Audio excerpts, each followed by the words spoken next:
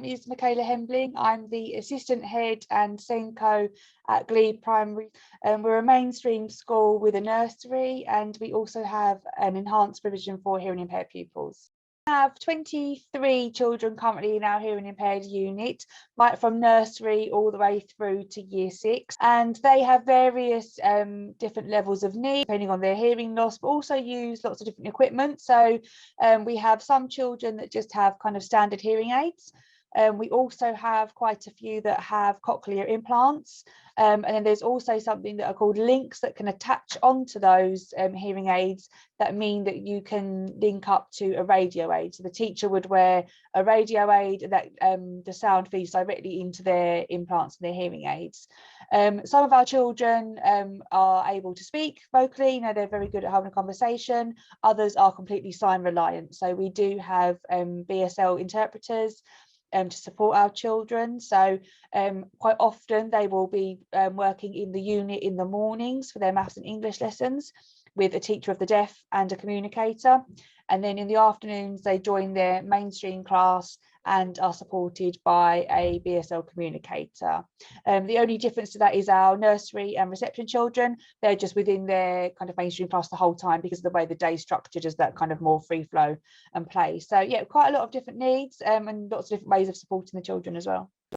So in advance of the session for the whole class, you know, we would always look at the transcript, kind of the resources that are provided, the kind of rough plan of how the session will go, because obviously we need to see how we're then going to follow that up, whether that's going to be using the storyboard, the quiz, the suggested writing activities, for example, or whether we're going to do our own. So obviously all the teachers will be looking at that prior to the session to know where it fits in within their planning. With regards to our hearing impaired pupils, or just some other pupils that may have additional needs that we need to be aware of, obviously they will then look at that more carefully. So they'll go through the script to see if there is anything that they need to adapt potentially. And yeah, the main thing for our hearing impaired ones is having that script, because obviously some of the vocabulary is quite high level or topic specific, so they might need to prepare some of those signs beforehand, or you know, agree with the children what they mean, because it's not kind of language they would come across every day. So I think having all of those resources now on the app in one place has really made it easy for everybody to access that as and when they need to. So yeah, definitely useful. Preparing the lesson, the first thing to do is check beforehand with your children how the equipment works for them. So some of our children are absolutely fine with just having the headphones over their hearing aids or over their implants, and that works absolutely fine for them and it's really comfortable for them. Others, obviously, we've had to maybe just adjust the position slightly so that it's not pressing in on their implant site, because that's really important not to obviously have too much pressure on that site there.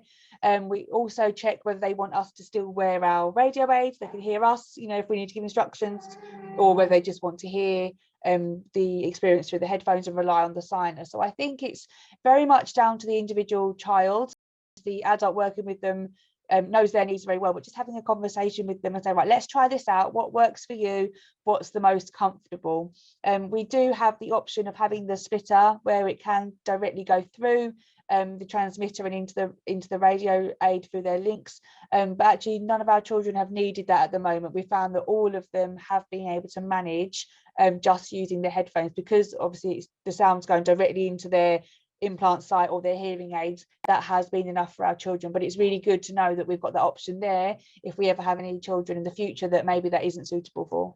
This style of learning is fantastic. It's really good to get them up and moving out of the classroom. I think just that enhanced engagement is the biggest impact that it's had. We're so happy that we found it as a resource, really. I think trying to replicate something like this on our own would be incredibly difficult, and the fact that it's all there on the app, you've got several experiences that you can choose from, having the option to work with you guys to plan that into our curriculum is really helpful as well, because that kind of takes that little step away from the teachers. You know, anything we can do to help them maximize that is important. So being able to have that in the planning already is really useful.